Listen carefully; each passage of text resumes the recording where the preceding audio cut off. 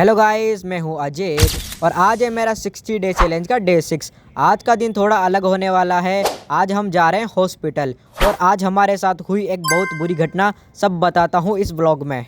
और सबसे पहले मैं नाश्ता करने लगा क्योंकि आज का पूरा दिन तो हॉस्पिटल में ही निकलने वाला है। और खाना खाकर मैं जल्दी से सारे डॉक्यूमेंट चेक करने लगा, आधार कार्ड, कल की रिपोर्ट्स और बाकी सब। मैंने बैग में सारे ज़रूरी डॉक्यूमेंट और कपड़े रख लिए हैं। अब हम निकल रहे हैं हॉस्पिटल जाने के लिए। और मैंने अबर ऐप से ऑटो बुक कर लिया है, शायद नीचे पहुंच गया होगा। और अब मैं जा रहा हूं नीचे। मैं नीचे आ चुका हूं और रिक्शा वाले भैया भी पहुंच चुके हैं। और रिक्शा वाले भैया को मैं OTP बता देता हूं। और अभी बज गए हैं सुबह के 10 और अब हम निकल रहे हैं हॉस्पिटल जाने के लिए। तो सबसे पहले मम्मी और नानी ऊपर से आ चुकी है और अब हम तीनों रिक्शा में बैठकर निकल रहे हैं हॉस्पिटल जाने के लिए। और रास्ते में मेरे दिमाग में सिर्फ एक ही बात घूम रही थी, क्या नानी की आंखों का ऑपरेशन हो पाएगा आज। मैंने सारे टेस्ट तो करवा लिए, शायद सब कुछ ठीक हो जाए और ऑपरेशन भी हो जाए। और हम कुछ देर के सफ़र के बाद पहुंच जाते हैं हॉस्पिटल। और मैं जब रिक्शा वाले भैया को किराया देने लगा तो उन्होंने मेरे से छुट्टे पैसे मांगे और मेरे पास छुट्टे पैसे नहीं थे। तो मैं चला जाता हूँ एक दुकान पर, वहाँ से लेता हूँ पानी की बोतल। जब मैंने पानी की बोतल ली तभी भैया ने मेरे को 100 रुपये के छुट्टे दिए। और छुट्टे पैसों को लेकर चला जाता हूँ रिक्शा वाले भैया के पास और उनको छुट्टे पैसे दे देता हूँ।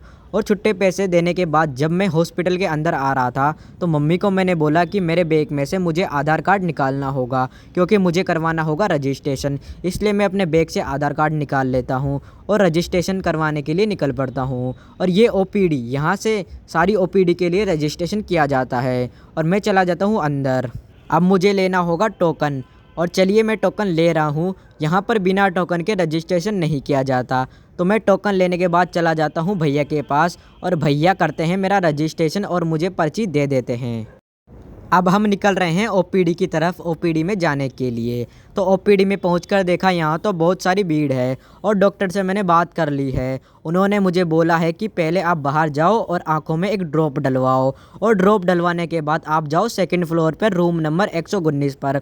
वहाँ पर होगी ECG और ECG करवाने के बाद आपको जाना होगा 122 रूम नंबर में और वहाँ पर डॉक्टर को दिखाना होगा। और जब मैंने रूम नंबर 122 में डॉक्टर को दिखाया, उन्होंने मुझे बोला कि आपको चेस्ट का एक्सरे करवाना होगा। इसलिए मैं जा रहा हूँ एक्सरे करवाने के लिए। और एक्सरे करवाने के लिए मुझे कटवाना होगा पहले बिल, इसलिए मैं बिल काउंटर की तरफ चला जाता हूँ। यहाँ मुझे पता चलता है बहुत लंबी लाइन है और काफ़ी देर के बाद मेरा नंबर आता है और मुझे पता चलता है अब मुझे इस बिल को एक्सरे रूम में जमा करवाना होगा और वहाँ से एक पर्ची लेनी होगी। इसलिए मैं लाइन में लग जाता हूँ और जब मेरा नंबर आता है तो मुझे एक पर्ची दी जाती है।